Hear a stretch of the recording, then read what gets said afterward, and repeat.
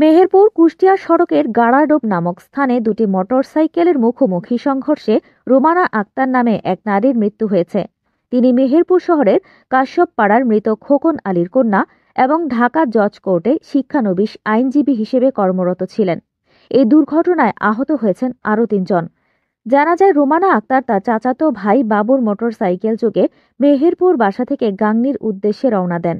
পথিমধ্যে গাড়াডোব নামক স্থানে পৌঁছালে বিপরীত দিক থেকে আসা অপর একটি মোটরসাইকেলের সঙ্গে মুখোমুখি সংঘর্ষে 2 মোটরসাইকেলের চালক ও 2 আরোহী সহ 4 জন আহত হন।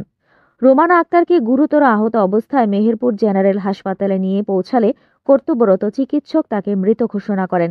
এ সময় বাকি 3 জনকে গাংনী উপজেলা স্বাস্থ্য কমপ্লেক্সে প্রাথমিক চিকিৎসা প্রদান করা হয়।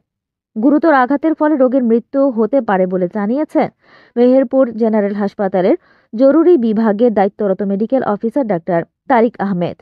পরিবার সূত্রে জানা যায়, ব্যক্তিগত কোনো কাজে মেহেরপুর থেকে গাংনীর উদ্দেশ্যে চাচাতো ভাই বাবুকে সঙ্গে করে রওনা দেয় রোমানা আক্তার। পথিমধ্যে এই দুর্ঘটনা ঘটে।